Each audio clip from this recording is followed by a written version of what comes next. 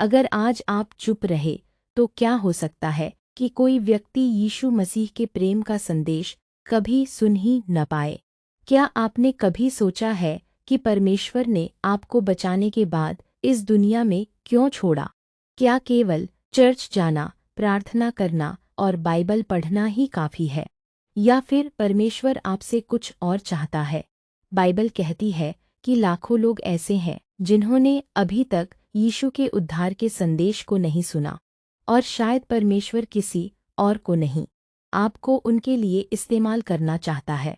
तो आइए जानते हैं कि बाइबल के अनुसार परमेश्वर के वचन का सुसमाचार सुनाना इतना जरूरी क्यों है। एक, क्योंकि यह यीशु की सीधी आज्ञा है।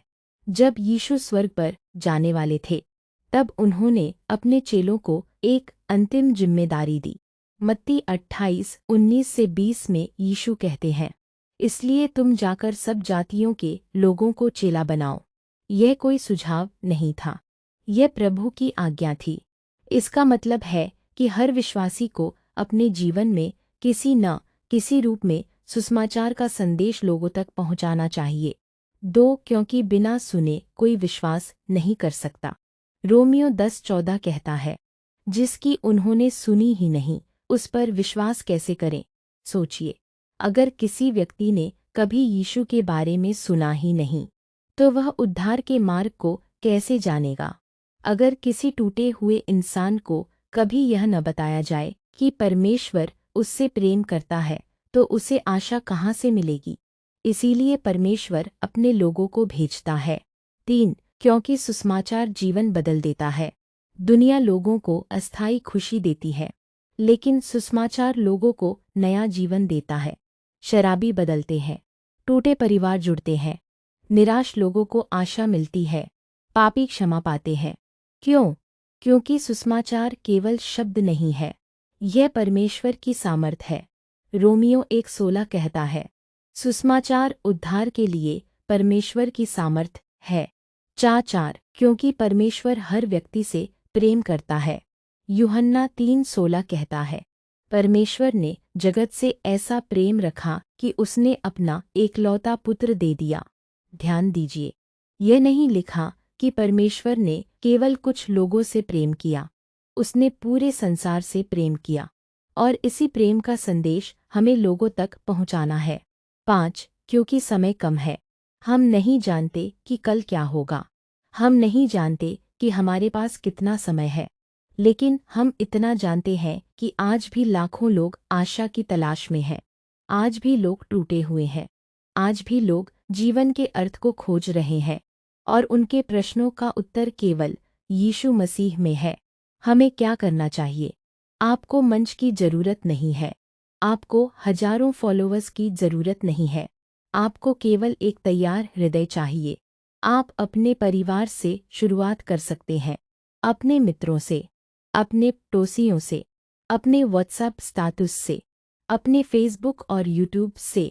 जहां परमेश्वर अवसर दे, वहां उसके प्रेम और सत्य को बांटिए।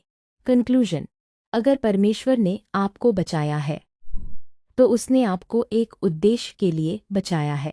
सुसमाचार को अपने तक मत रखिए, क्योंकि हो सकता है कि किसी व्यक्ति के जीवन में परमेश्वर आपको ही एक माध्यम बनाना चाहता हो।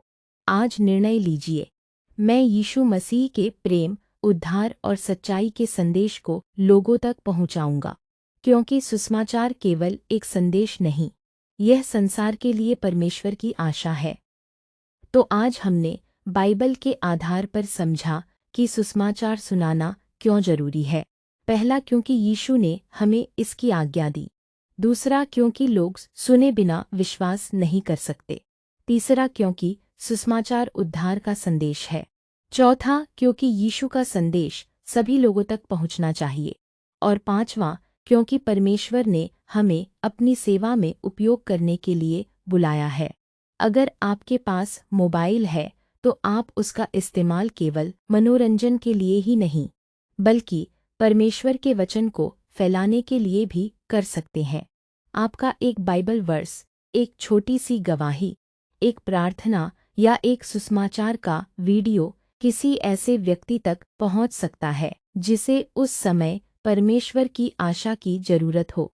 इसलिए परमेश्वर के वचन को अपने तक सीमित मत रखिए। प्रेम से बोलिए, विश्वास से बोलिए, सत्य के साथ बोलिए और यीशु मसीह के सुसमाचार को लोगों तक पहुंचाइए। आइए अंत में प्रार्थना करें। हे परमेश्वर, हमें अपने वचन को समझने और सही तरीके से दूसरों तक पहुंचाने की बुद्धि दे। हमारे जीवन और हमारी आवाज़ को अपनी सेवा के लिए इस्तेमाल कर। जो भी व्यक्ति यह संदेश सुन रहा है, उसके हृदय को छू और उसे अपने प्रेम और सत्य का अनुभव करा। यीशु के नाम में आमीन। जय मसीह की।